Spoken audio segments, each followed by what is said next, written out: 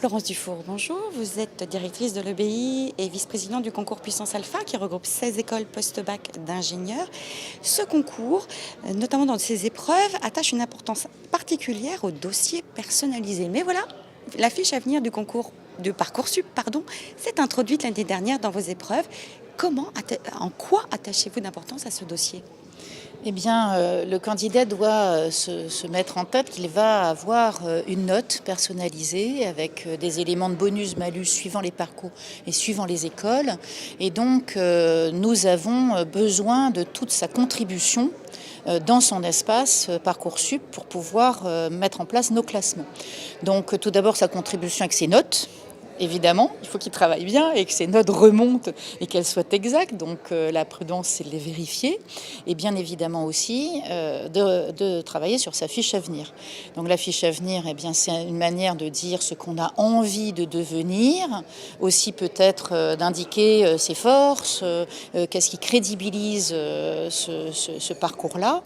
Et donc ces fiches vont être regardées par nos écoles et par les responsables de parcours qui vont pouvoir attribuer, en fonction de ce qui est écrit, des bonus ou des malus qui vont impacter en fait la classique note de dossier qui repose sur les notes.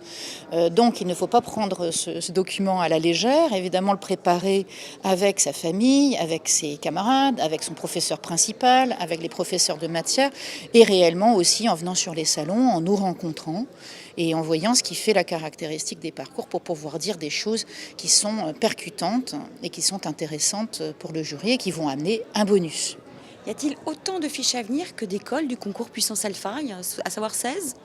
Eh bien non, le candidat en fait doit rédiger une fiche à venir. Alors c'est là toute la difficulté parce qu'il peut avoir de grandes hésitations, mais en tout état de cause, la recommandation qu'on peut faire, c'est d'utiliser le principe de l'entonnoir, c'est-à-dire de dire déjà ce qu'on a décidé de ne pas faire.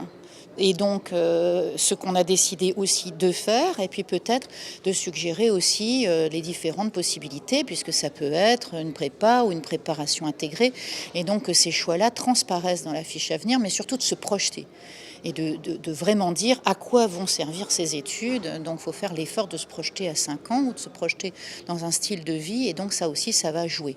Donc, cette fiche à venir sera lue, mais évidemment, dans notre concours, elle sera complétée par l'épreuve de motivation et de personnalité qui va permettre au candidat un petit peu plus tard de réexprimer des choses en ayant réfléchi. Donc, vraiment, on regarde beaucoup cette motivation dans notre concours et c'est une joie d'accueillir des élèves qui se projettent et qui ont décidé d'aller chez l'un ou chez l'autre. Je reviens quand même sur la question, parce que c'est vrai que le concours Puissance Alpha, c'est un vœu sur Parcoursup, mais pléthore de formations possibles. Comment faire associer le BI qui est dans les bioindustries avec de l'informatique? Comment ne pas confondre les écoles? Doit-on faire figurer le nom des écoles que l'on veut intégrer dans sa lettre? Comment faites-vous pour lire toutes ces lettres et d'individualiser par école?